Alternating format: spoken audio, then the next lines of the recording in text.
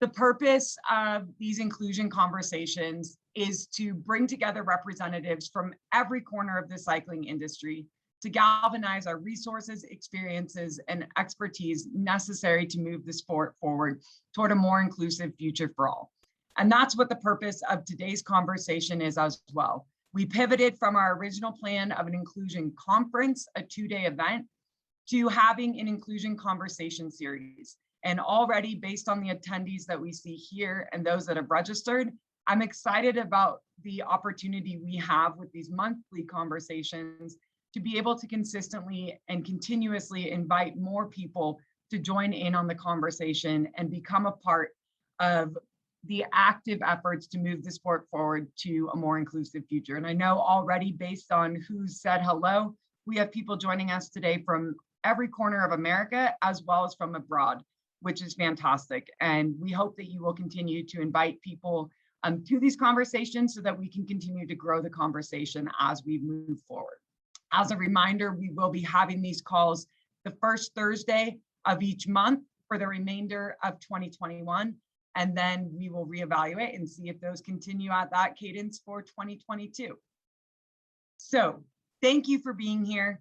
The goal, again, of this conversation is we want to make the sport of cycling more inclusive for all.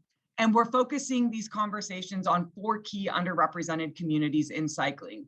That is BIPOC, LGBTQIA+, disabled athletes, and women. And each of the conversations that we have over the coming months will be focusing on, in particular, how do we increase access and inclusion for the members of those 4 communities. And we will share with you at the end a reminder of the conversations that are to come. So if you have questions about, where those conversations, when those conversations might be coming, we'll be sure to share that with you as well. As I've already mentioned, the chat feature is open for the call today. Please feel free to use that. Please be respectful and mindful of other people on the call and keep the conversations kind and productive. And also know that there's the Q&A feature at the bottom. So if you have a question specifically, you can drop that into the Q&A, and both myself and Ashlyn will be monitoring the Q&A, and we'll be throwing those questions to the panel as they go forward with the conversation today. So without further ado, I'm going to hand it over to Ashlyn, who is going to introduce some specifics of the conversation that we're going to be having today. And then we will get going, and hopefully you're like me and super excited to be a part of this conversation. Really looking forward to listening and learning. So thank you again for being here. Welcome to Inclusion Conversation number 2. Today, we are going to be talking about unpacking race, gender, and socioeconomic status. And we have an incredible panel ready to go for all of us today. So Ashlyn, over to you. All right, thank you so much, Kelsey. Hi, everyone. Thank you all so much for joining us today for this webinar in the USA Cycling Series. This is a free webinar series that's open to folks in the cycling industry who are interested in diversity, equity, inclusion in cycling.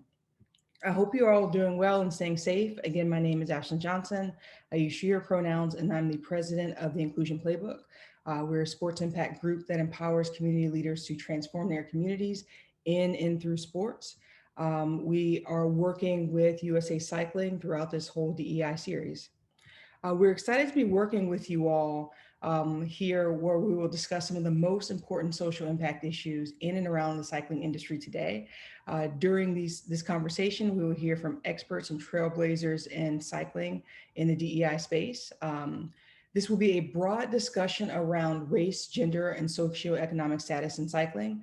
But if any of you would like to have a more in-depth conversation, you can reach out to either Kelsey at USA Cycling, or you can reach out to us at the Inclusion Playbook, because at the end of all this, we want to make sure that we're having deep, powerful, impactful conversations that culminate from the end of this series. Before I turn it over to our moderator today, I want to make a couple of quick points. Again, we are recording the panel today.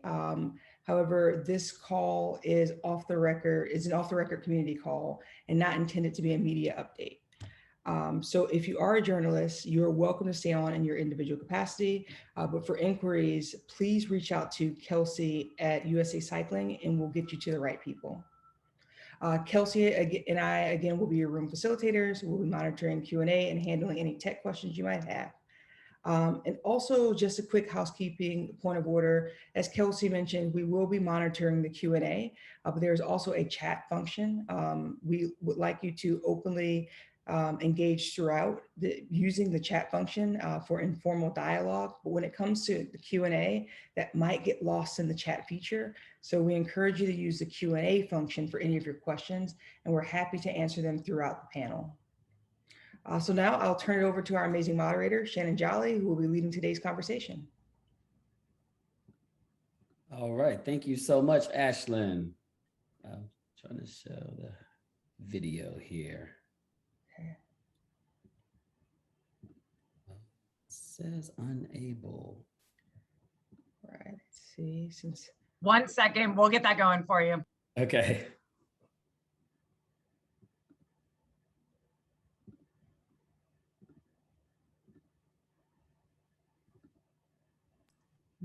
It's being worked on right now. Oh, there we go. All right, there we go. Good afternoon, everyone. How are you? My name is Shannon Jolly. I use pronouns he, him, and his. And I am from Atlanta, Georgia, where I serve as a diversity, equity, and inclusion consultant. I work with a lot of collegiate organizations, professional sports, and a lot of national governing bodies. So I'm super excited to be here with you all today as we kind of discuss some of these issues around race, gender, socioeconomic status, particularly in the context of sport, but more particularly within cycling. So before we kind of go too deep into the conversation with our amazing panelists, I did want to also kind of shine some light on like our current moment or movement, as I like to call it. So when we think about 2020, it's been pretty rough for a lot of us, and 2021 has also been arguably just as rough. And so we think about even the pandemic in itself and how it's really exposed and exacerbated a lot of the inequalities and inequities that exist in our backyard. A lot of people didn't even realize that they were problems. And so we started to see like this shift towards a cultural competency or a consciousness, or what a lot of younger people like to say is wokeness. And we saw this sense for humanity. Even when you go back, we started unpeeling those onions of those kind of systemic issues that are based in isms. And when I say ism, I'm referring to racism, sexism, classism, homophobia, the list goes on. And so now that we're here, we started to also notice some of those movements. So for example, we saw the murder of George Floyd, Black Lives Matter. We saw Stop Asian Hate. We saw a large presence from our LGBTQ family. And so where we really started to go here too, and on top of that, is we saw the reemergence of the athlete activists. So arguably for some, we saw how Colin Kaepernick kind of stood up in his ground for George Floyd. And we saw kind of how his career kind of unfolded. However, fast forward months and a year afterwards, it's become normalized and it's okay. And then specifically, when you look within cycling across the nation, we saw mass bike rides in unison for these movements. We also saw a lot of organizations offer fee waivers to really accommodate those who've been hit hard by the pandemic. So I just wanted to show like this is why conversations around inequity, inclusion, and these special identities such as race, gender, socioeconomic status are so important. And so today I have some amazing panelists here with you all that are really going to share their personal experiences, as well as some suggestions on how we can sustain some of this change that we've seen thus far, especially within cycling. And so without further ado, I will go ahead and introduce our amazing panelists. So joining us first, we have Massimo Alpian. He is with Global Communications for Cannondale and GT Bicycles. We have Elyse Rylander, who serves as the DEI manager for Quality Bicycle and Products. And lastly, we have Rahsaan Bahati, who serves as the founder and president of the Bahati Foundation. So like I said, panelists, I'm so excited for you all to be joining us today. I know you all are change makers in this space, and we're really just looking forward to going into this conversation. And so before we go too deep though, I did want to give you all a moment to kind of share a little bit more about yourselves, like where are you from and how did you get into this industry of cycling? And we'll start with you, Rahsaan. Test. Can you guys hear me? We hear you. Yes, we can. All right, sweet. Oh, why am I upside down? That's interesting. All right. Give me 1 second here. Somebody's been playing with me, huh? Let's see what's going on. All right, I'm back. Yeah, my name is Rahsaan Bahati, originally from Compton, California. Found the sport of cycling at 11 years old through an after-school program, and had no idea that I was going to like riding bikes and types for a living. I was very turned off by it originally, and but there were so many other factors that drew me into cycling, and it literally changed my life forever.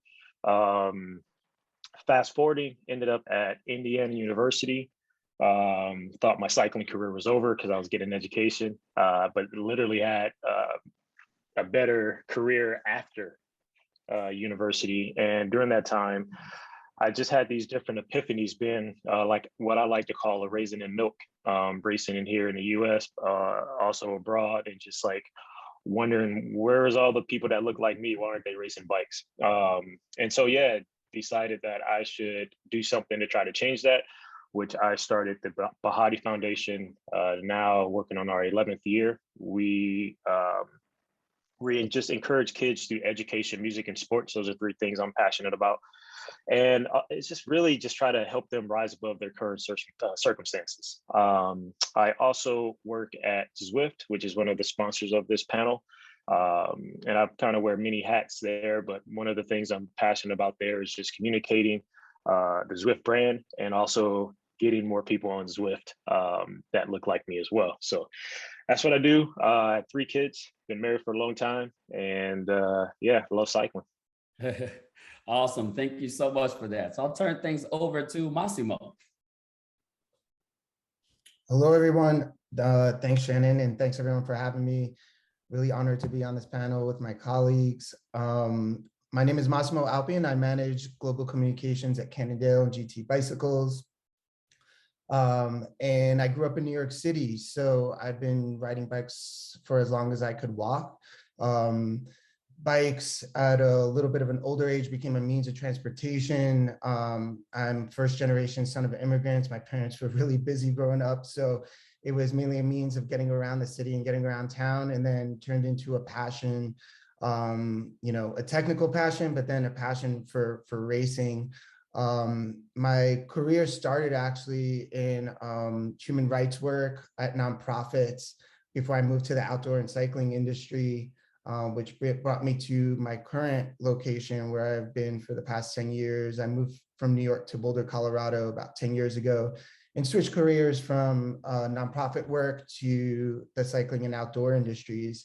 You know, my goal was not only as a marketer to help transform brands from my experience, but also find ways to incorporate some of the work I was doing in nonprofit into cycling, and has brought me to where I am today as a marketer at both brands, and also just the work I'm doing as a board member of Ride for Racial Justice, a nonprofit that we started last year with some great folks here in the Denver Boulder area, and has grown into something really special. Awesome. Thank you so much, Massimo. And then lastly, Elyse. Hello, good morning or afternoon or evening, depending on where you're tuning in from. My name is Elyse Rylander. I use she, her pronouns, and I'm coming to you all from the ancestral homelands of the Lummi, Nooksack, Snoqualmie, and Nuwaha peoples, and what is now known as Bellingham, Washington. And my day job now is as the DEI manager, diversity, equity, inclusion manager for Quality Bicycle Products. So I took that position. It's the first ever position for QBP, and I'm so grateful to be able to step into it as of April of this last year. But I've been in the outdoor recreation economy for, I think this is 16 years, which is just wild to me. Professionally and personally, I started out on the paddle sport side of things. You can probably see canoe paddle there. That was actually my first ever canoe paddle. My dad made me when I was 3 years old. So I grew up in Wisconsin and spent a ton of time on the lakes and rivers there. And paddle sports was my first introduction into professional opportunities in the outdoor rec economy. So I started teaching canoeing, kayaking, and stand-up paddleboarding when I was in high school. And that was really my launch into careers. And I've done pretty much everything that you can do in the outdoor recreation economy. A lot of time guiding youth and adults across all sorts of different environments across North America over the past 15, 16 years. For me, the intersection of my passion for the outdoors and my career in the outdoors and these deeper conversations around diversity, equity, and inclusion really took shape in college when I was in the undergrad at University of Wisconsin, go Badgers. And I, similar to other folks on this panel and across the outdoor rec space, didn't see a lot of queer folks and certainly not a lot of queer kiddos getting access to outdoor experiences, positive outdoor experiences. So in my undergrad, I started to put the pieces together to create a nonprofit that ultimately came to fruition in Out There Adventures. And we just wrapped up our, I think, 7th programmatic season. And so we connect and partner with different organizations in the outdoor education and conservation space to get kiddos of all varieties outside, building trails, paddling, hiking, backpacking, and all of that good stuff. Awesome. Thank you so much for that, Elyse. And so this kind of leads us to our first question. So obviously, before we started, I kind of talked about the current climate that we're in. And so obviously, just as we have as many people who are in support of sports being used as a tool to unify and be a space of activism, there are a lot of people on that opposing side who believe that sports should remain apolitical. We've heard reporters say, kind of in reference to basketball, shut up and dribble. So in that same idea, and even within cycling, what is your stance on that positioning? And we'll start with you, Massimo. What is your stance? And why do you feel like it's important to keep topics such as race, gender, and socioeconomic status simultaneously when we're talking about sport and cycling? Thanks, Shannon. One more time, my name is Massimo Alpian for anyone that might be just joining. Pronouns are he, him, and his, and I'm over at Cannondale and GT Bicycles. To answer your question, I think first for me, we need to dismantle the idea that a human rights discussion is a political discussion. To me, they are two separate discussions. And when we're talking about diversity, equity, and representation in the sport and broader, that is a discussion of human rights. It's a discussion of historical facts of systemic and institutionalized oppression that has existed for centuries. So, to me, this isn't a discussion about fiscal policy. This is about people's lives, and they're two separate things. And we need to unpack that first, accept that. I'm sure that's going to make some people uncomfortable because those are constructs that have been instilled in us and all of us. So let's break that down first and understand, hey, this is a discussion about people's lives, livelihoods, and human rights. And then we understand, hey, this is an important discussion that permeates itself through all aspects, right? Including sport. So when we're talking about these systems of institutionalized and systemic oppression, of racism that have targeted marginalized communities that you mentioned earlier, they don't live in silos, and they do permeate through sport. So, the challenges that, the communities, the BIPOC community faces, women, the LGBTQIA plus community, the non-able-bodied community, those challenges are faced also in sport. I look at figures, for example, in 2020, there were less than a handful of Black pro cyclists in the pro peloton in the 743 person world tour. That is a number that is staggering to me. So this isn't a discussion that is something that, we're making up. The facts are there, the figures are there. So, it is not a political discussion. It's a human rights discussion, and something that we see everywhere in society and permeates through cycling and how we can change it. Awesome. Thank you so much for that, Massimo. And Elyse, I posed that same question to you. What is your stance on sport being apolitical and specifically with cycling? Yeah, I mean, I would echo everything that Massimo said. It's a great articulation of it. And, I've received a version of that question many, many times over in my career. With this being the first position, my work with QBP being the first position in which I've been explicitly housed within the cycling sector. I haven't necessarily got this question as it pertains to cycling thus far, but I've certainly received questions like, why do we need to talk about DEI when you're going out, backpacking or paddling, right? The mountains, the rivers, they don't care who you are.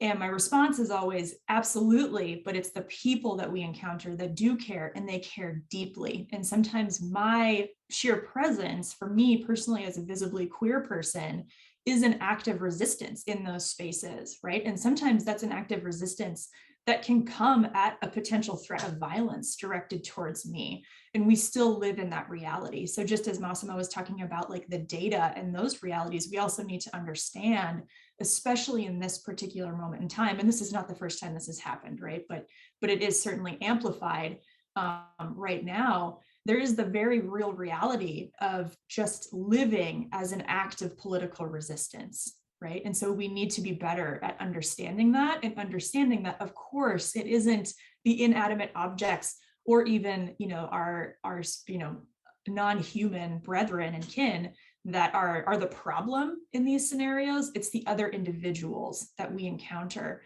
and what those of us with disinvested identities represent.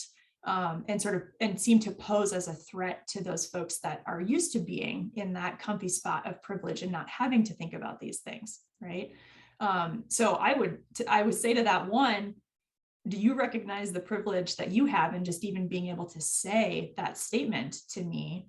And then two, I would love for our world to be able to evolve to a point in which this isn't a problem, but the fact that you're even asking this statement is an indication that we still have a huge problem. And so we do need to talk about it, and we do need to be recognizing it more deeply. Awesome. Yeah, no, both answers are spot on. And especially, I think, like you all both mentioned, it's the fact that cycling and sport in general is not an anomaly. Like these same issues that are present in society founder over into some of the foundational things in sport and cycling as well. So this kind of takes me to the next question. And Rahsaan, we'll start with you. So we're kind of talking about barriers. So obviously the main concern around cycling in its many variations is access. So making sure that people from different backgrounds have access to it. So from your personal experience, could you kind of help us and the audience better understand some of the barriers to access in cycling as it pertains to the identities that we're talking about? Yeah, and by the way, really good responses from both of you. I thought that they were articulated very well, and I know we don't have all the time in the world, but I think we could really dive into some of the things that you both mentioned, because at a surface level, I think that's where the change is going to start. But back to your question. Yeah, I mean, to put it in perspective, I grew up in Compton, predominantly Black, actually not predominantly, it's all Black and brown, you're right. And I grew up in a time where drugs and gangs were rampant, like way worse than what it is now. I lived through the Rodney King riots. Like the Compton swap meet was only 3 blocks from my house, and I saw it on fire. I saw people get shot, because they were looting and whatnot, stuff like that. So it was just crazy growing up in that area. And then all of a sudden I find this white sport and I hated it. I was like, no, I don't want to do that. Why would I do that? And the only reason I did it is because my parents saw that it changed my behavior. So it was like this whole thing of like, man, all right, this kid doesn't have all this energy anymore. This cycling thing is all right. So after I got past the initial shock of this white sport, I realized that it was such a beautiful sport. I was meeting so many different people I thought I would never even come in contact with. You may know the name Sarah Hammer. She was in the same program as me, and I never thought in a million years that I'd be riding bikes and having fun with a white girl from Temecula. You know what I mean? That's just the mentality that I had growing up in Compton. And so the barrier, I think, is just one, exposure. I look back on the teacher that introduced me to the sport, and I always scratch my head and say, why didn't he tell the whole class? Why did he single me out? I mean, I know why he singled me out. I was getting in trouble, but like, why wasn't this introduced to everyone in our school? I went to Benjamin O. Davis Junior High School, which was named after Tuskegee Airmen, and it was predominantly Black and brown. Just imagine if the whole school knew. So exposure is the first thing. And then once you get the exposure, I think the second layer is the representation, you know? So if you think about my experience, I got to the velodrome, which is an outdoor track where I was introduced to cycling, and I didn't see one person that resembled me. So immediately I was very defensive, you know, like, no, I don't want to do that. You know, I want to play basketball because that's where all my friends are. So I think those two things are the most important. That's why I think now the industry is just starting to realize that, like, you don't have to, what are the words I'm looking for? It's okay to show other people that's not in the norm of this industry, because the reality is we ride bikes. You know, we ride bikes and we do other things. We rock climb, we kayak. I know people in all those spaces, but the reality is too, there's no exposure there. Up until now, people are just starting to, okay, you know what? I'm going to show this Black girl who's a rock climber, or I'm going to show this person, who, you know, that's not white, who does this. Those are the two things from my experience, and I've been in the sport for 22 years now, that I think if I can change anything, is just to get more and more people in front of these young people that come from different cultures and different backgrounds that are not necessarily, you know, involved in the sport of cycling at our level. Yes, that's great. Thank you so much, Rahsaan. And so now I turn that question over to you, Massimo, and particularly, I saw a comment in the chat that really talked about how a lot of these issues are rooted in kind of those socioeconomic factors, and that do determine, you know, there's a lot of historical data and factors that have implications on why certain races are, you know, exposed to cycling out and others aren't. So could you touch on a little bit more from your personal perspective of those barriers to access, and kind of how socioeconomic status does play a part in that? Yeah, absolutely. And, you know, Rahsaan's answer was spot on. And those are some great points in the chat as well. And I mean, I will say that I think there is obviously a lack of investment in historically marginalized communities in cycling. That is one barrier. You know, I'm brown. I grew up in New York City. I'm from the queer community. I am stereotypically what many people do not think of as a cyclist. But one thing I will say, there are many people like me who ride bikes. When people say, you know, Black and brown people do not ride bikes, queer people do not ride bikes, we ride bikes, and we are out there in very large numbers. We just get overlooked. So that is one barrier. So yes, and we get overlooked because there's a lack of representation from the top down and from the bottom up. So one, how do we change that representation, whether it's in the pro peloton, at brands, at institutions in cycling, at organizations on the ground? The more representation we have, the more diverse voices are at the table, and then that reflects and trickles down to everything we do and see, which echoes Rahsaan's point. You know, and then talking about some other factors, absolutely, you know, we look at the first thing is infrastructure. I have the privilege to live in a wealthy town in Boulder, Colorado, very different from where I grew up. The cycling infrastructure has been here for years, whether it's in educational institutions, down to bike lanes, bike safety. That is not something you see in more diverse communities that have more representation. So, you know, first things first, you know, when we look at infrastructure, cycling infrastructure and investment from local government or state government, also to education systems. And when I mean that, I'm talking about a simple after-school cycling program, a cycling program that's part of the curriculum. There is an investment, usually that's in wealthier school districts that tend to be more homogenous. So that's one there. Then I think of some other things that block access or barriers to cycling, you know, when it comes to cost, right? Like that is one that is a socioeconomic barrier. You know, getting into this sport can be expensive. You know, for many years as a kid, I didn't ride with a helmet because I didn't have that knowledge, and we also couldn't afford one. And then I found a helmet. So yes, I advocate everyone to wear a helmet, but what I'm getting at is there are barriers because, it is a democratic sport in many ways, but in other ways it is not when it comes to cost. And we're seeing that change from brands, brands, including the brand I work for, we're working towards making products more accessible to a wider range of individuals. And then the other thing I think of too, when it comes to barriers, when it comes to especially the Black, Indigenous, and POC community, where I grew up, you were at times scared to ride a bike due to police profiling. So police profiling isn't strictly in your car, it comes down to any means of transportation. So, a lot of the friends I grew up with, didn't want to ride bikes due to a lack of police reform.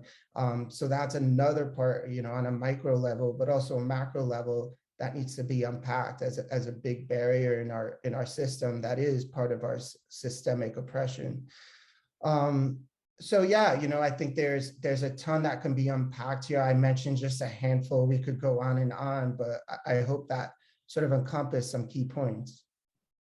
No, absolutely. I think in giving access to people in those communities, I think you really touched on some important things of just thinking about some of those major issues. Like you said, police reform may be the first reason why I'm not even thinking about it, outside of the fact of the, maybe not having the funds or financial capital to have the materials or supplies, and then also having that infrastructure. So there's a lot of communities, like you said, in marginalized communities where sidewalks aren't even a norm. So let alone having a bicycle lane and things of that nature. So no, that was really good. Thank you so much for that. And so for our next question, obviously the main challenge in doing any of this work in equity and inclusion is accountability. And so when we're considering advocacy for these minority groups across race, gender, and class, what do you think how do we create that culture of accountability? Like, is it from top bottom? What things worked? And specifically in your roles, and I'll pose this question to you first, Elyse, is what has worked for you and what hasn't worked for you?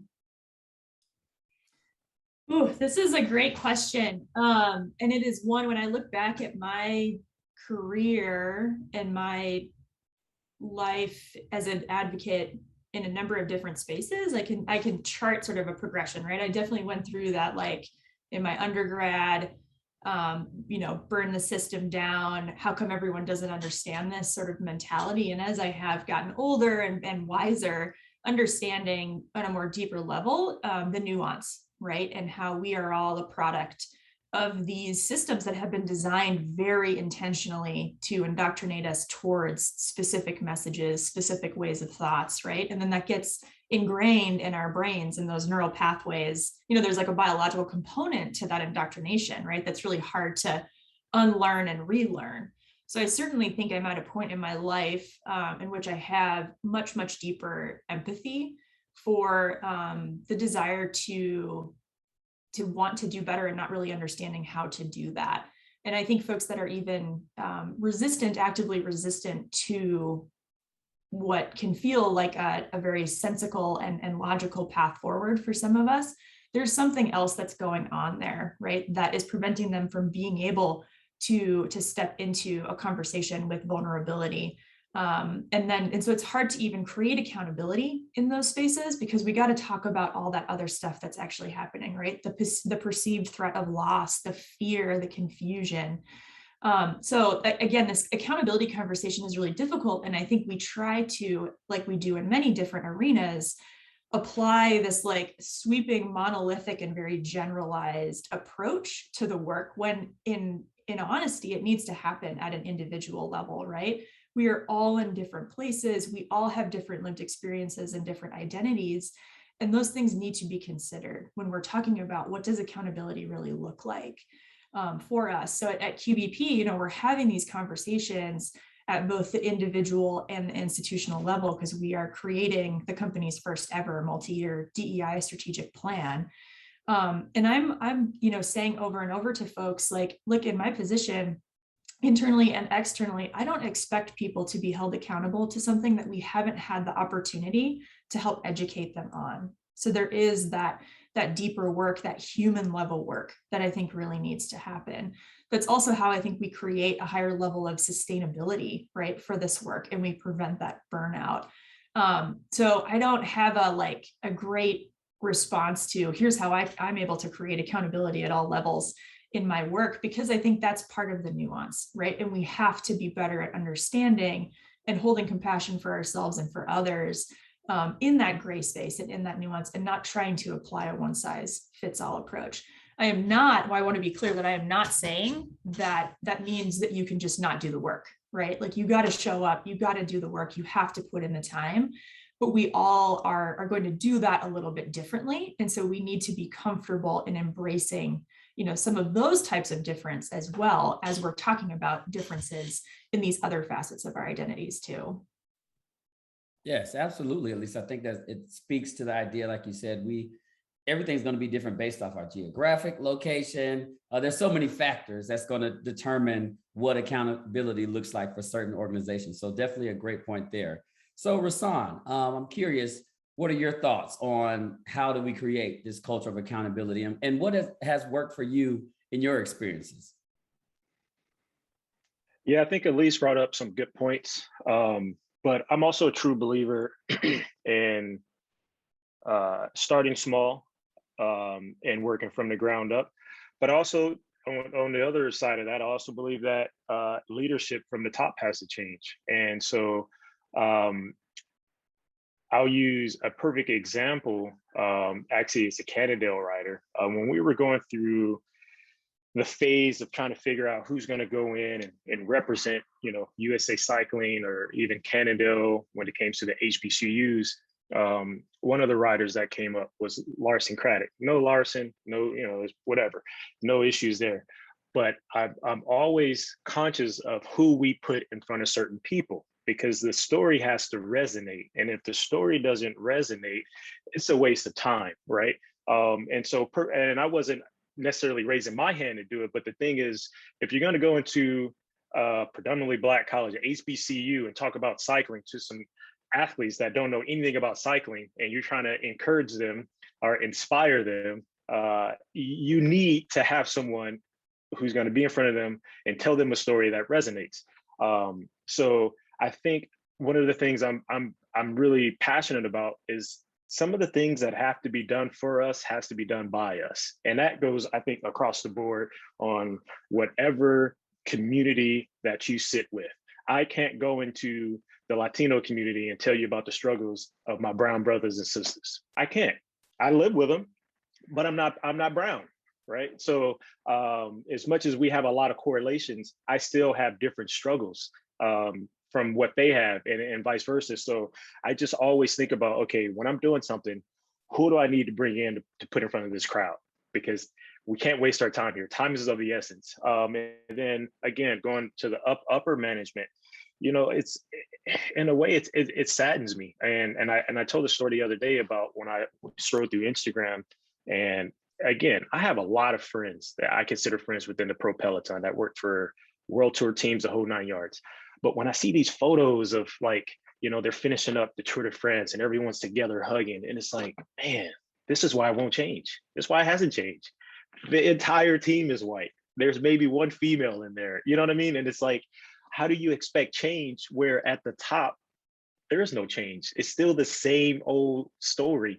And you guys know this, it's the good old boy network. So I think, from the top, we do have to finish, but it's okay working from the bottom up as well.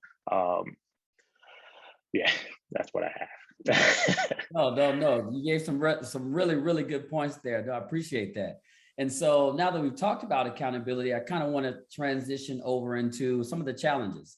And so obviously with any work in equity, equality, you're going to be met with resistance, whether that's overt or covert. And so my question for you all, and I'll start with you, Massimo, is what challenges have you faced in your work to advance equity across race, gender, or class in cycling? And how did you respond? Yeah, I think, I with this question, I think of two scenarios that keep reoccurring in my work. And the first one is very much to Rahsaan's point. I think, just as much as Rahsaan said, as a Black individual, he can understand the struggles of the brown community, but those aren't his struggles, and the same thing for myself, as a brown individual, I can understand the struggles of the Black and Indigenous community as a person of color, but they are not my struggles. But unfortunately, when it comes to this work, both professionally and personally, I've come across many scenarios where us as historically marginalized communities get lumped together in those experiences. And due to a lack of maybe a lack of comfort, or rather having discomfort with doing the work, we're often turned to do the work. So it's very easy to say, hey, you are from the queer community, can you take this on? Or you're from the Black and brown community, can you take this on? And those are often in regards to communities that I do not hail from. Like I said, we could relate on some of these struggles, but unfortunately in these scenarios, we are often lumped together. So I want to maybe unpack that and have folks maybe educate themselves, or feel a need to educate themselves of how and why these experiences are different, and learn how to address folks, because that is definitely a challenge that I keep coming across. And the way I address it is just the way I address it now. I do my best from my own experience to unpack that in the best way possible. But at the same time, I also realize it is not my burden to educate that person and go on a course and give them a crash course. I want to inspire them to educate themselves and do the work. And the second one is very much true to what I just mentioned. I think, what I come across is resistance, which is rooted in fragility, as well as a lack of comfort. And I psychologically get that. We've been taught these constructs, have been instilled in us since the day we were born, of oppression and marginalization and supremacy. We live in a supremacist world. That is a construct that is true. So, it is at times hard for me when I get that resistance to not tap into my own trauma, to my own experiences, and come back with resistance.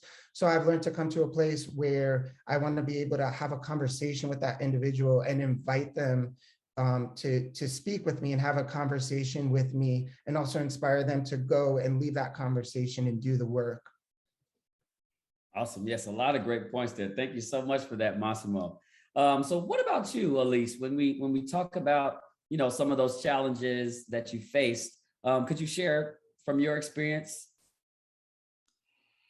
Yeah, again, echo everything that Massimo said. And I think our greatest impediment to doing good advocacy work and to being able to support good advocacy work is just a lack of self-awareness, and an ability to really look at ourselves and be okay with who we are, the identities that we're bringing to the table, and the strengths that we can offer, but then also where we're at, and the needs that we have, and the gaps that exist, and not being afraid to admit those things. And this is where I see, I've been doing this work for a long time, and it is fascinating to me when I come across different individuals who think that they are having a novel experience, and I'm like, look, man, I can tell you about 15 other white guys that have had the exact same trajectory and I've had the exact same conversation with, right?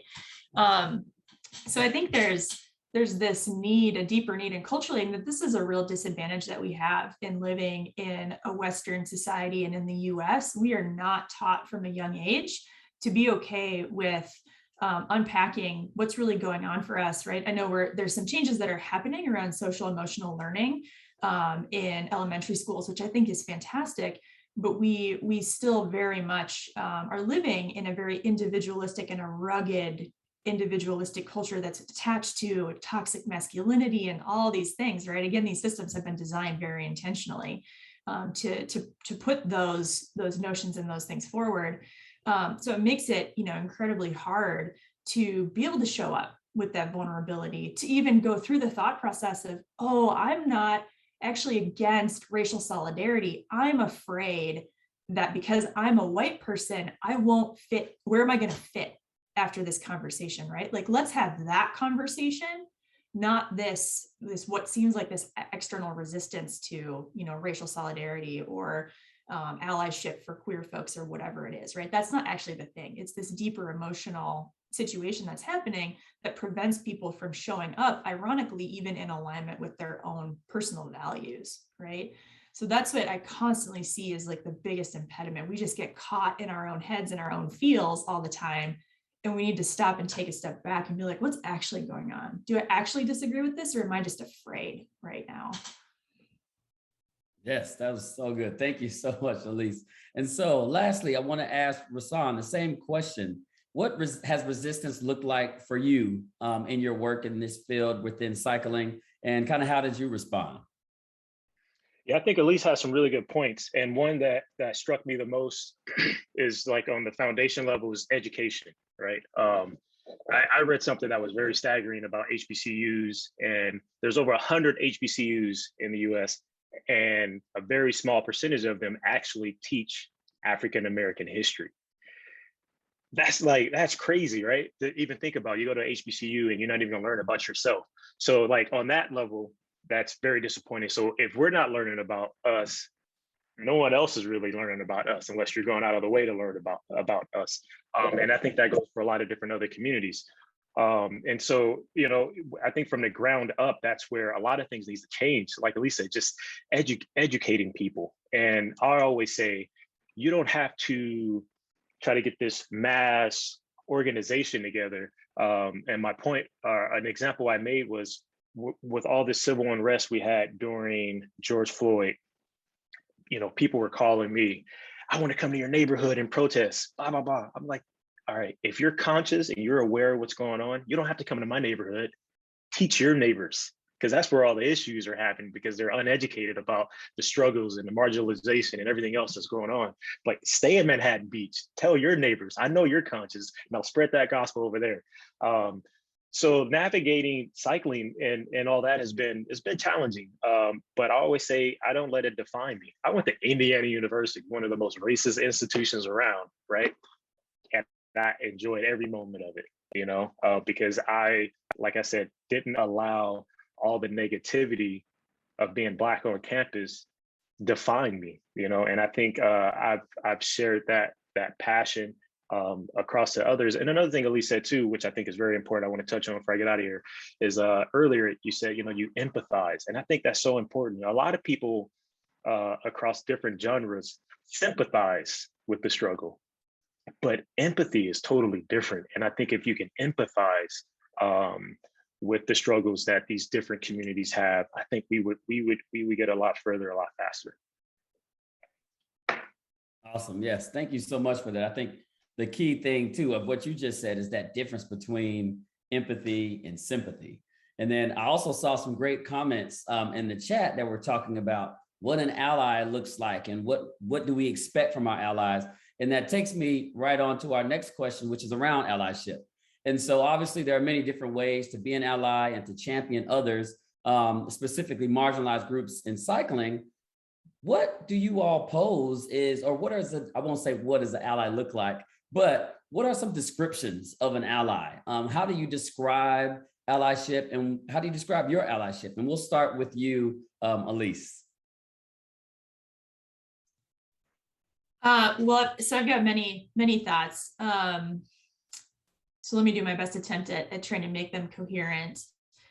And this is not a novel notion by any stretch of the imagination, but allyship is two things. One, it is an action, right? It is something that we do, and it is something that other people get to place upon us. We don't get to place upon ourselves, right?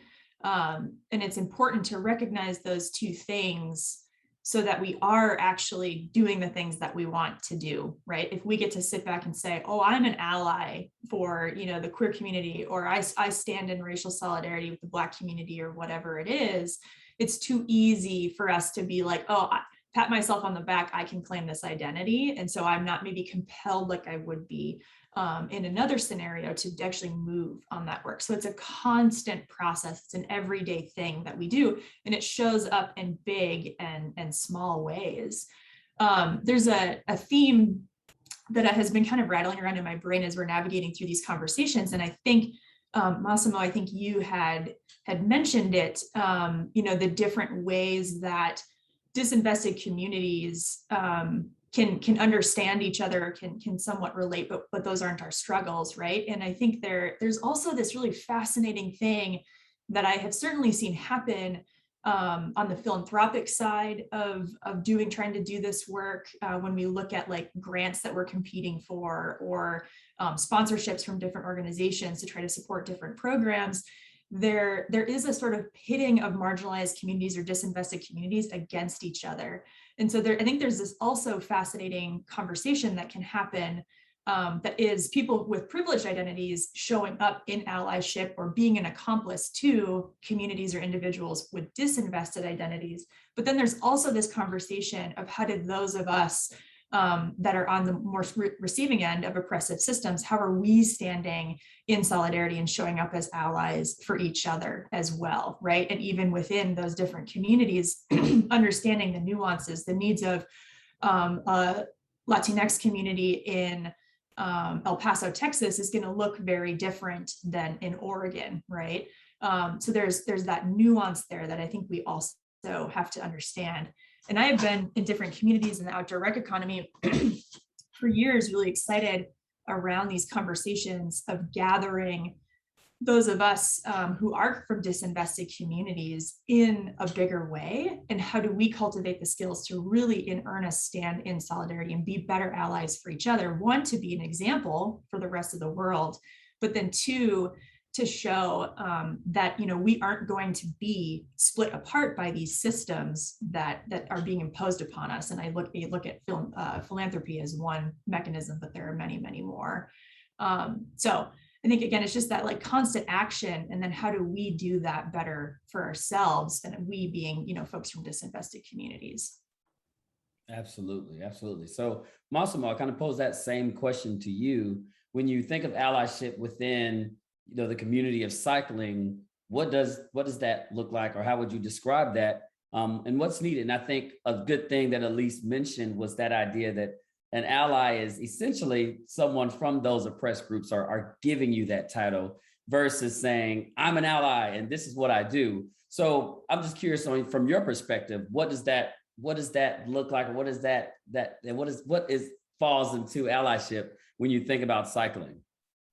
Absolutely, and Elyse made some great points, and I saw in the chat, Brenda made a point, and I hope this is where you're going with that, Brenda, because in my mind, I love that you use the verb allyship. I think of it as a verb, not a noun, and that's where we can break it down, because actions are what put words into meaning. For me, allyship and a person that is an ally is someone that is committed to doing the work. It is a lifelong work, and all of this, everything I'm saying applies to myself as well, because I incorporate this into my work every day. I know I'll be doing the work until the day I my last day on this earth, and we all have to be committed to that, to not only learn, but also unlearn.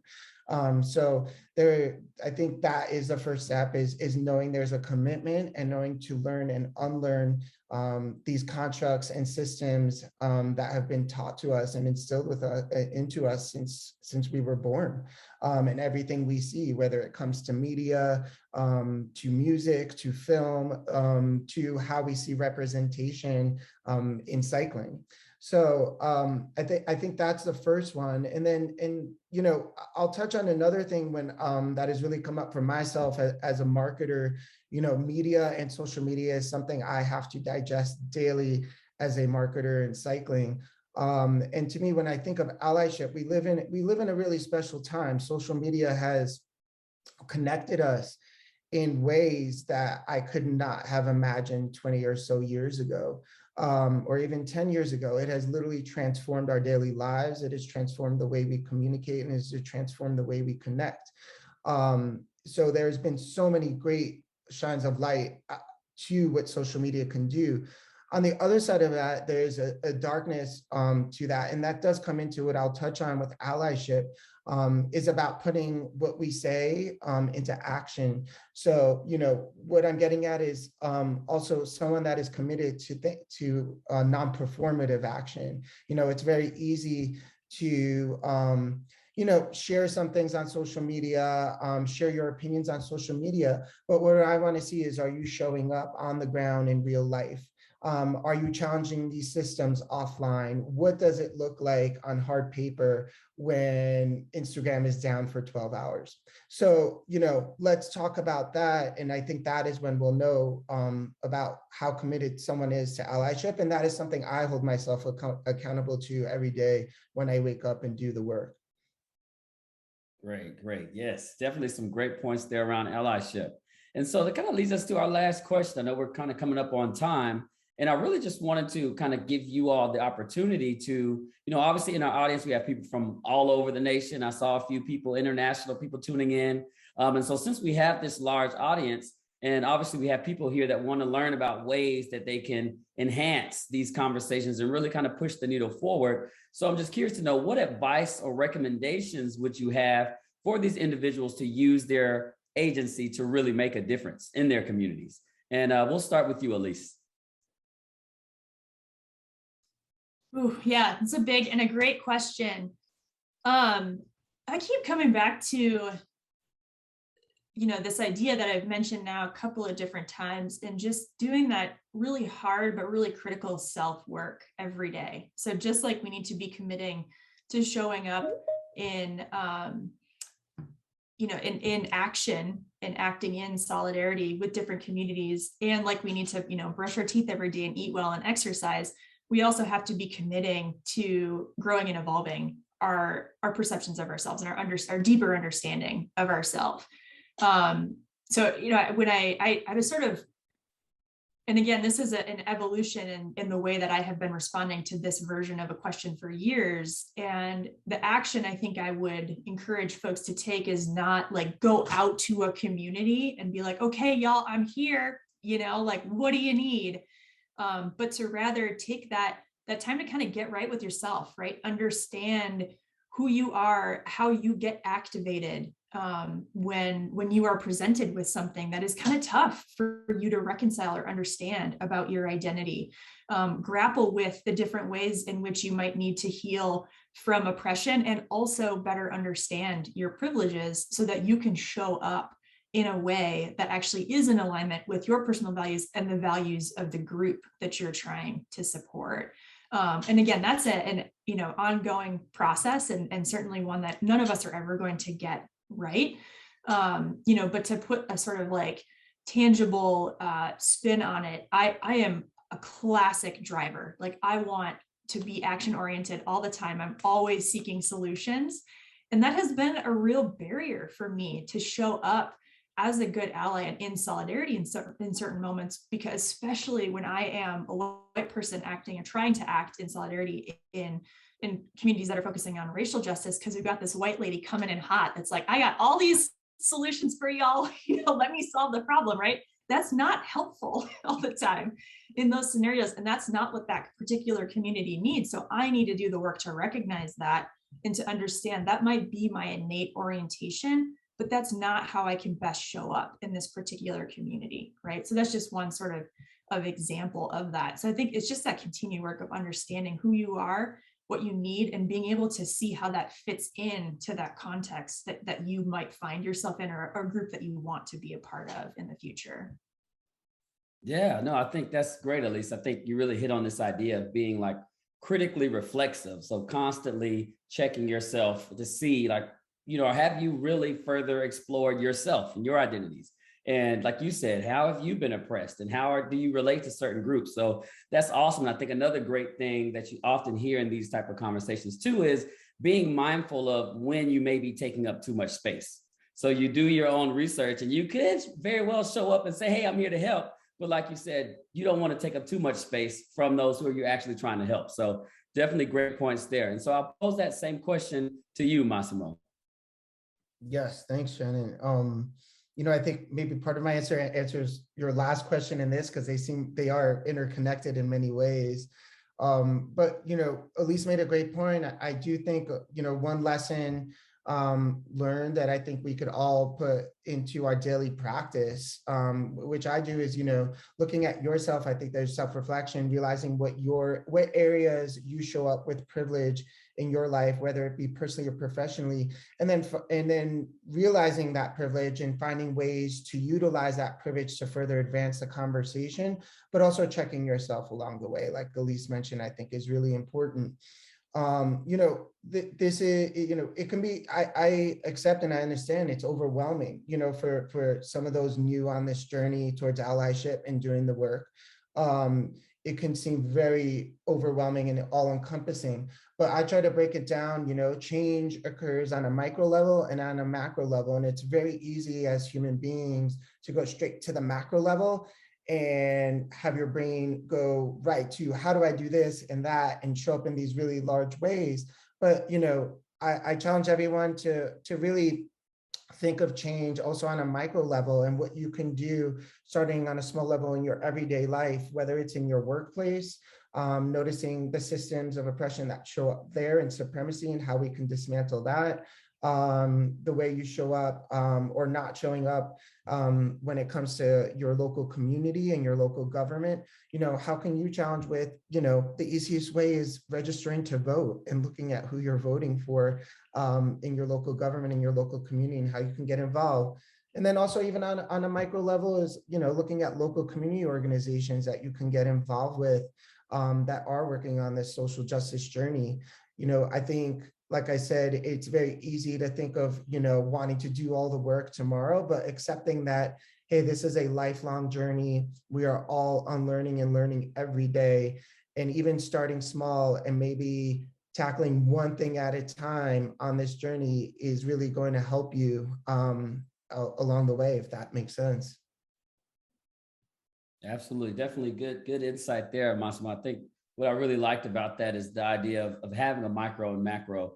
And I know another term that I've often hear too is that kind of like meso level, in the middle, where your micro could be that individual side, that meso could be, like you mentioned, like your community organizations, what you're doing there. And then that macro is more that institutional side of things, which will take more time. And so as both of our panelists have mentioned, this is always going to be ongoing work. And it's not something that's just can be fixed in a day or a week or months, as you all here in the audience know.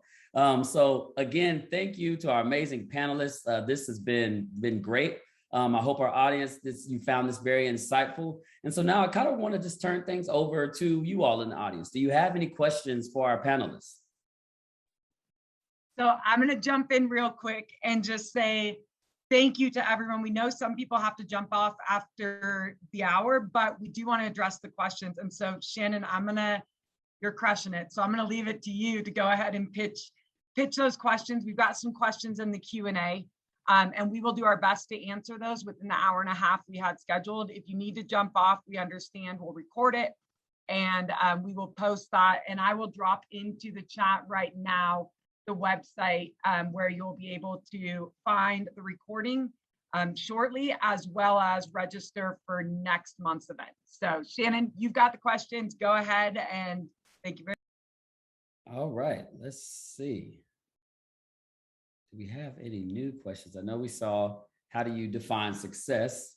I guess that's a good question too, that we could start with. Massimo, would you like to handle that one? I think it was posed from our other panelists, but I think it's a good question that could be answered. Is how do we measure success in this type of work?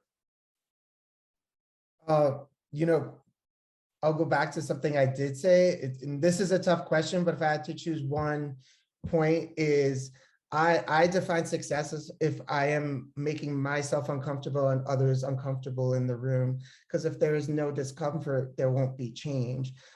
So yes, it is very uncomfortable to see yourself in that way and see others away, whether it be colleagues or friends or even family members. But if there is no discomfort, if they're in the room and that circle you are in as you're challenging these systems, then there is no success. And I always, I shy away from using the term success. I use progress because we will never be perfect, and success is usually associated with perfection. So I like saying progress over perfection, because this is going to be a continued journey of progress. So let's make people uncomfortable. Let's make ourselves uncomfortable and accept progress over perfection as a victory. I like that. I like that. And so, Elyse, I'm curious to hear your point of view as well. Yeah, I think, and that idea of progress over perfection is so key to being able to do this work well. And, when we look at the things that we are trying to improve upon and, continue to make better, that idea, that attachment to perfection gets in our way all the time, right? And it's also incredibly limiting, because what my idea of perfection might be is going to look very different than the next person. So yeah, I also agree. And I think, the point that I was trying to make in that comment is how important it is to Massimo's point, not just be paying attention to those like huge, grand examples of whatever it was that you were trying to achieve. Those are fantastic, but those aren't the only way that we can define moving forward in this work. And it has to be, I think, again, like becoming better and more attuned to who we are as individuals, being able to see those small victories pop up as they do in the day-to-day, I think is also key. I'm on a board of directors for an outdoor ed organization, and we just had a conversation with the staff the other day, and they're like, we want to do this DEI work better. Like, when do we get to start? That was the exact question that was asked. And another board member said, you're already doing it, right? You've already been doing it in a lot of small, great, fantastic ways that are going to help us be able to catalyze this bigger change in the future, and gives us, I think, the opportunity to find that sustainability in this work as well.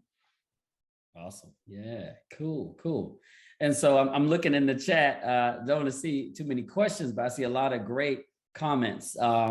For example, Christine, I love this scenario that you're posing to kind of tell the difference between sympathy, empathy, and being an ally, is in reference to a transgender person being misgendered. I think that's awesome. And how a person who's sympathetic would just feel sorry for them versus someone who has empathy would console them. And then generally an ally would more than likely intervene and ask the official to correct themselves. So no, these are awesome. I think, it's good to see that these conversations are sticking with you all. I love that you all are saying that you all have created these support groups, these writer support groups. This is all awesome. This is awesome. Hey, Shannon, I'm going to jump in because I don't think you can actually see the Q&A. Oh, okay. You're doing an awesome job on the chat. Okay. So there are a few questions, and Ashlyn and I just realized that you don't have access to them. So I'm going to throw a couple at you, and then you can direct them where you want. But one of the questions, one of the first things that was mentioned is, how do you build confidence in these target groups? So in the disinvested communities, how do you build confidence that these are actually efforts that plan to be continued? So essentially, like that this is more than just a temporary movement, but it's something that we're committed to lasting change when many of these disinvested communities have seen people kind of get excited and then maybe peter out. Yeah, I'll kind of open that straight to our panelists. Elyse, would you like to take a stab at it? Yeah, I mean, so my response to it is interesting. I feel like I kind of have like competing thoughts in my mind, because as a queer person, and when I mentioned I started a nonprofit, and so from that perspective and wearing that hat, I am always looking at people with a side eye, right? Like, how are you? Okay, cool. Now queer folks are like the cool thing in the outdoor space. And so everybody's like, how do I give you money? But where were you 5 years ago, right? So I carry that perspective with me. And then coming, certainly from my role now in QBP, that understanding that we have to understand that we are not going to receive the accolades perhaps we want in the first 6 months, 1 year, 3 years, 5 years, right? Because we are trying to undo decades or centuries of shit, right? If I'm speaking candidly. And so we need to understand that we are committed, we have to be committed to this work without that external validation for the long run. And that's part of that process, right? So again, I think that's important. And it's also, when I talk about creating sustainability in this work, it is important to understand, like, did I show up in alignment with my values? Can I identify those small victories? Because those things can help us continue to find that motivation when we're maybe not getting it. And we're all social animals. We all want to be approved by, our group members, right? So there's that, like, that element to it, but just understanding that that's part of the work that we have to do. We have to be okay with relationships with some communities taking multiple years, right? And to be consistent and showing up and saying, what do you need? How can I help? Or here's what I'm thinking, right? How does that feel to you? Is there something that I'm missing here, right? Going to those communities with that consistency and with that openness for a long time, right? We just have to resign ourselves to that fact, I think. Awesome, thanks for that. There's actually like 5 more questions, so we probably won't be able to have everybody respond to each of them. So maybe just give your, like, you definitely want to answer this one, and we'll go with that. This is a really interesting question.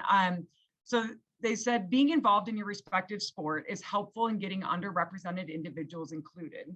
However, is being a champion, finalist, or essentially very notable athlete more advantageous to letting people see that they belong and can participate? If anybody wants to address. Rahsaan, you're up. Oh, and then Massimo. Yeah, I'll definitely answer that one. Being that I have 3 girls that are into track and field, and I use this as an example. When they want to feel inspired, they go to YouTube, they could put in Alex and Felix, she pops up, right? You can't do that in cycling. Where does the little Black girl go to see the professional female cyclist, racing, to be inspired? They have 2 choices right now, to Massimo's point earlier in the conversation. So I think it's not the end all, but it definitely helps. We've all been attracted to some sport at some point of our life, and to some athlete or an artist or whoever it may be, and we saw them on a bigger stage, and that inspired us. So again, it's not the end all, but I think it does have a place to inspire. And it goes back to what I said earlier, is about exposure and representation.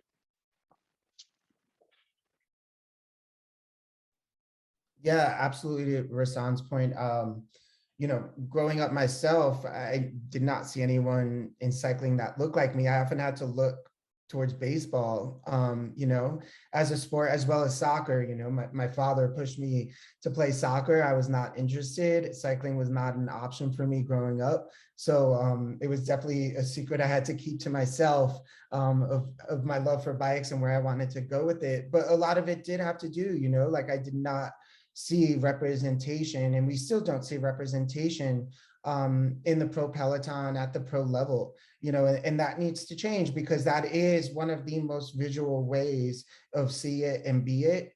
There are kids that are looking towards role models in pro sport, and not seeing that representation is not inclusive and does create another barrier for them to want to pursue a career in cycling. And that goes for all levels of the sport, not only in pro peloton, but, I think of where I'm at now at the brand level. The brand level in cycling is still extremely underrepresented, so how are we inspiring kids from marginalized communities to feel inspired to want to be a CEO at a cycling brand one day, to be a marketer at a cycling brand one day, to even be an activist at those brands? So, the representation needs to change at all levels from the top down, in order for that next kid who's sitting there, on a Saturday morning watching Paris-Roubaix, or on a Sunday morning watching the men's race, and saying, I can do that. I want to be that because there are other people that look like me on that screen.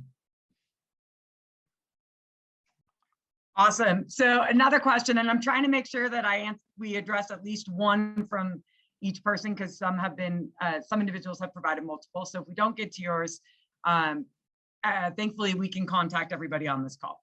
So the next one kind of touches on what both of you have just mentioned right now, but essentially it starts with a comment and then a question.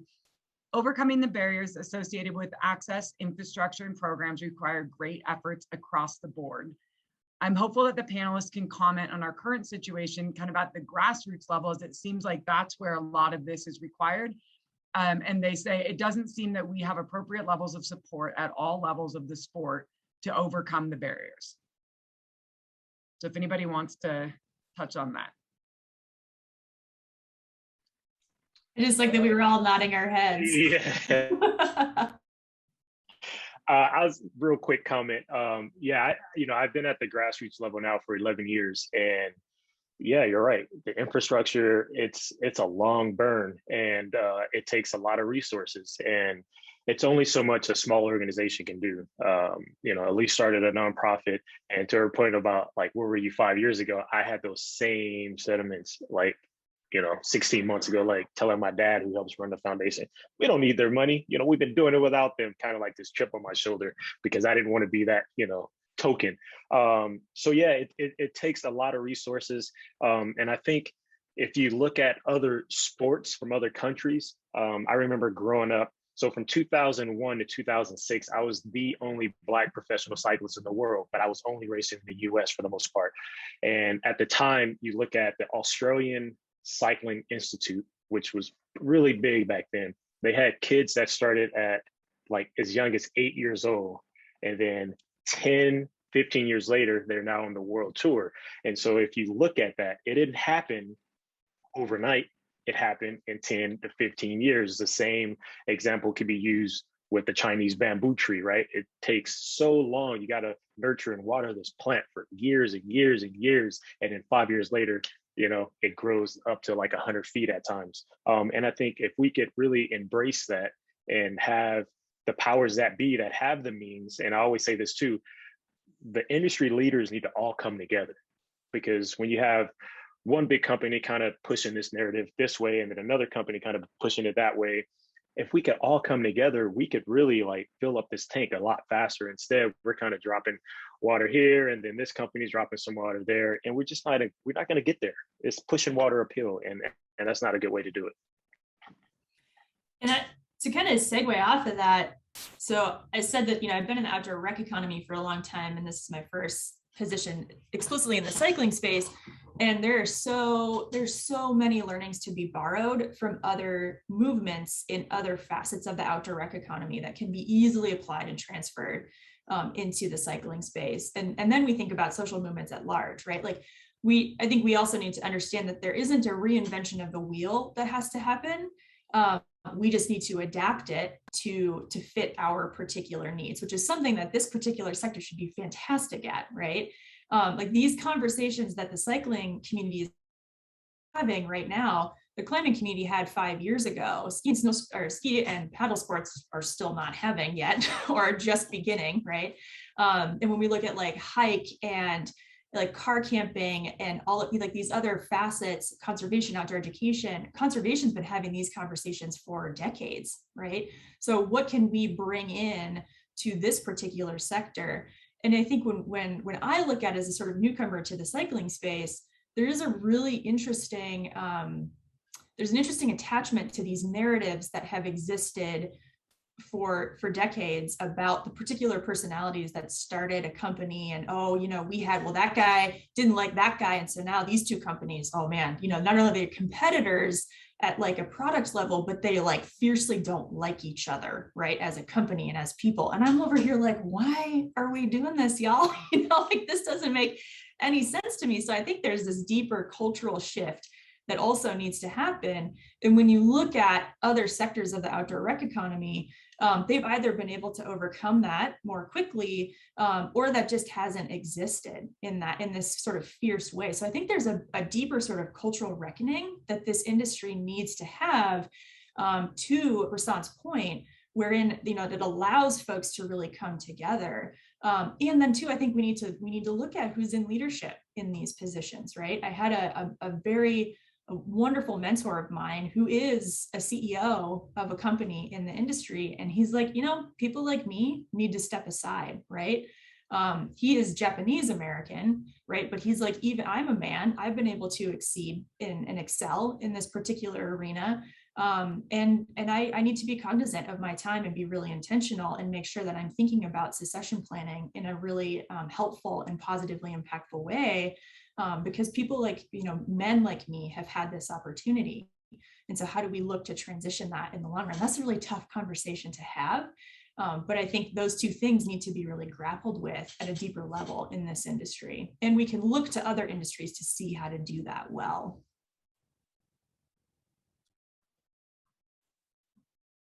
Awesome. Thank you for those responses. And then I'm going to pose one more question. And so the question is, can you point to any success in the BIPOC cycling community this year? Well, I have one that's personal from the work we've done with Ride for Racial Justice. To Kelsey's point in that previous question that was posed about grassroots movements that lead to something bigger for change, which also ties in, my comment about things that start on a micro level that lead to a macro level. Over a year and a half ago, we started Ride for Racial Justice literally with a ride in Denver, Colorado, during the month of June of 2020. It was a ride that our founding board members started and had a bunch of people show up because many people were charged up and galvanized at that time. And then we asked ourselves, what's next? And then, I think with that, we asked, how can we change the sport? And what we came up with was a first ever partnership in cycling between an organization like ours and Steamboat Gravel, which is one of the largest gravel races in the world, and how we can change the face of that historically homogenous race in its second year.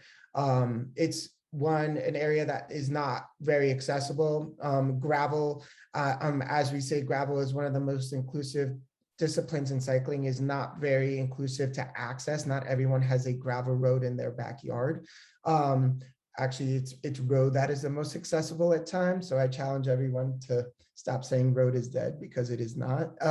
And then, how do we create a model that something could grow bigger? And you know what, like, for example, I would say this was one of the things that I'm really proud of our organization, not tooting my own horn, but something that, I feel that we wanted to create a model that other race directors could take and replicate for races that have been historically homogenous, which is pretty rampant in cycling. So we created a program where we brought 25 athletes from the Black, Indigenous, and POC community to Steamboat Gravel with a full coaching program, covered all their costs for lodging, transportation, and bikes.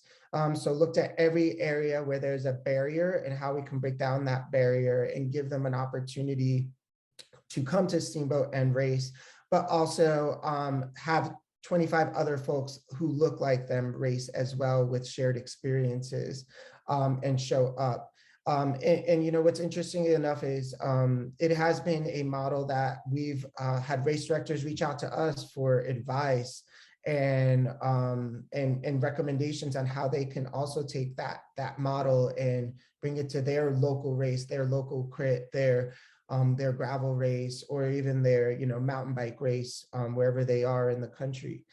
So I feel like that was one moment that was really great in cycling this year, not only for the organization I'm part of, but I've seen that model replicated far and wide. Awesome. Thank you for that. And thank you to our incredible panelists and moderator. This has been a truly enlightening and just challenging conversation. And I'm so excited about where this is going to go. And I just can't thank you enough for being here.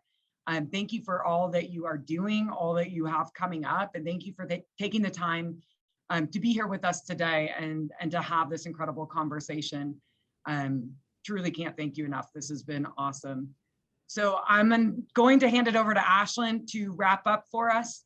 But again, thank you on behalf of all of us. And I would just say kind of the things that stood out to me at the end of that was this idea of like how it's so important that we all come together as an industry, and that ultimately to create long-term sustainable change, that's the only way it's possible. And my hope in and vision, and I think for all of us with these conversations, is that's what we're hoping this leads to, is that we all come together to one table and start having these conversations as a collective, figure out where our strengths and weaknesses and opportunities are, and figure out how, as a collective group, of a collective cycling industry, we can truly start to create long-lasting sustainable change. So this is a big part of that, and I just thank you for being here. Thank you for taking the time to share with us, and can't wait for the next one already. Go ahead, Ashland. And on that note, we want to tell you about the next webinar, which is going to be November 4th. It will be on leveraging data and metrics to improve your DEI strategies. We have, Kelsey, I think we have over 100 spots available, but we want people, so if you want to secure your spot, please RSVP as soon as possible. Now, Kelsey already dropped the link in to register, but I can also, let me drop it in again too, just. I just put it in again right now. Great, great. Yes, check out this link to register and for more information on USA Cycling's DEI efforts in the conference series. Again, thank you all for being here. This conversation was great and very engaging. We couldn't do it without you all. If we didn't get to your questions, you can reach out to Kelsey at inclusion@usacycling.org. And with that, we look forward to seeing you at the next webinar series. And also make sure you use that link to be able to follow and watch back the recordings. I took notes on this one, but I know I need to go back and watch through again because I was getting way too engaged. So definitely use that same link, both to register for next week or next month's session, which will be Thursday, November 4th. And then also to watch the recordings from the September call and from the call that we've just had right now. And please feel free to share it out. We actually have over 300 spots available for next month's conversation. So share it out. The only way we can get the whole industry to the table is if you share it out. And that's what we're hoping to do. So thank you very much. Again, thank you to the panelists. Thank you to our audience and attendees. Thank you for the great conversation, and we'll see you all soon.